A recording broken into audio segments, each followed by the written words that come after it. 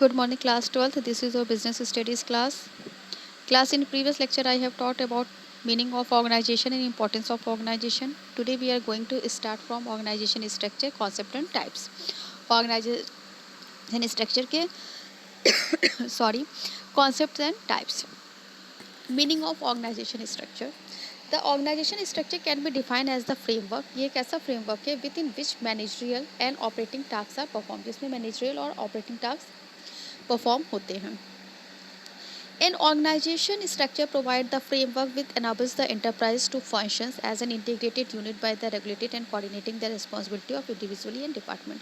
व्यक्तिगत रूप से या डिपार्टमेंट रूप से जो भी हमारी इंटीग्रेटेड कोऑर्डिनेशन होता है, जो भी रिस्पॉन्सिबिलिटी है इंटरप्राइजेस को उसे हम परफॉर्म करते हैं. It specify the relationship between the people, work and resources. ये लोग, काम और रिसोर्सेज के बीच में एक रिलेशनशिप डेवलप करता है. It allow correlation and coordination करता है human, physical and financial resources.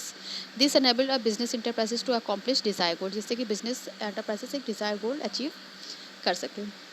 A proper organization structure is essential to ensure a smooth flow of communication. Flow of communication बहुत स्मूथली होना चाहिए, बेटर कंट्रोल होना चाहिए operation पे, जिससे कि बेटर बिजनेस इंटरप्राइजेस अपनी गोल को पा सके. Effective structure will result in the increase profitability of the enterprises.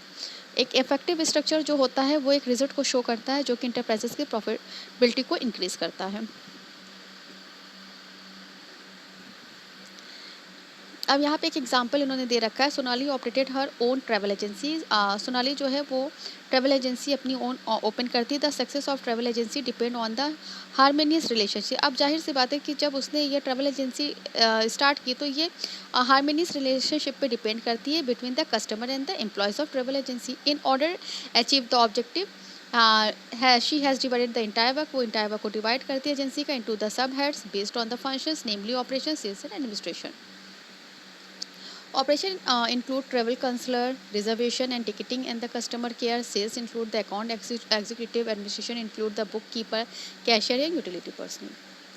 Need of for an adequate organization structure. इसकी ज़रूरत क्यों पड़ी? The need for the adequate organization structure is the felt by the enterprises whenever it's grow in size or complexity. Size और complexity को देखते हुए इसकी ज़रूरत पड़ी. As an organization grow, एक organization grow करता है, coordination करता है, become the difficult due to the emergencies of a new functions and increase the structure hierarchy. How is the organization structure of a firm show? एक firm का organisation structure क्या show करता है? The organization structure of a firm is shown in organization chart. The span of management to a large extent give shape to the organization structure. Span of a management refer to the numbers of subordinate that can effectively manage by the superior. जो भी effectively work करे, manage करे चीज़ों को. Next है आपका topic types of organisation structure. ये organisation structure दो तरह का होता है. फंक्शनल स्ट्रक्चर होता है और डिविजनल स्ट्रक्चर होता है. जो फंक्शनल स्ट्रक्चर होता है उसे हम कार्यात्मक संगठन ढांचा कहते हैं. Under the functional structure the organisation is divided into the numbers of functional area. इसमें फंक्शनल एरिया में ये डिवाइडेड होता है. All activities are group together under the certain function. Group activities की जाती है एक सर्टेन फंक्शन के लिए. For example a manufacturing consider the division of work into the key function will include the production, finance, marketing and human resources. Those department में भी further divided into the section. In department को हम section में divide करते हैं. For instance marketing department में have the section like packaging, advertising, selling etcetera. यहाँ पे एक डिज़ाइन भी इन्होंने किया कि एक मैनेजिंग डायरेक्टर है, इसके अंडर में HR, मार्केटिंग, फाइनेंस, प्रोडक्शन काम करते हैं. मतलब कि जो आपका फंक्शनल स्ट्रक्चर होता है सभी कार्यों को बड़े बड़े काम में डिवाइड करता है. पूरी संस्था को उसके द्वारा की जाने वाली मुख्य क्रियाएं जैसे कि आपका प्रोडक्शन है, फाइनेंस है, रिसर्च है, इनके का एक ढांचा तैयार करता है. इसकी सुटेबिलिटी मतलब कि इसकी उपयोगिता क्या है? व्यवसाय इकाई का आकार बड़ा हो, विशिष्टीकरण स्पेशलाइजेशन नेसेसरी हो और उत्पाद को बेचा जा सके. हाई डिग्री ऑफ स्पेशलाइजेशन हो, डाइवर्सिटी ऑफ एक्टिविटीज़ हो and organisation is a large हो. अब आपका आता है डिविजनल स्ट्रक्चर. मतलब कि इसमें क्या होता है आपका divisional structure is a type of organisation structure that group each organisation function into the division. जितना भी आपका ऑर्गेनाइजेशन का फंक्शन है वो डिवीजन में वर्क करे. मैनी लार्ज ऑर्गेनाइजेशन विद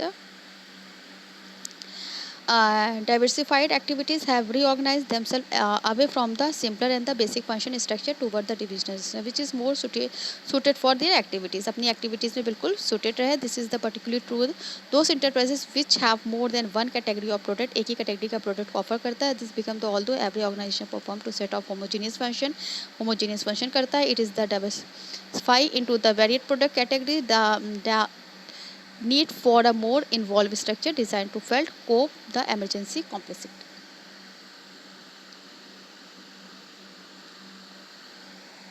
जो आपका डिविजनल स्ट्रक्चर होता है इस द एक ऑर्गेनाइजेशन स्ट्रक्चर के तरीके काम करता है which comprise the separate business units और डिवीजन होता है.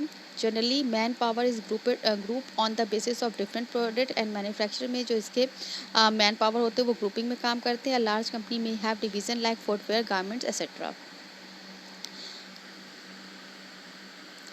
Each unit or division has divisional manager responsibility and performance and who has authority over the unit of division.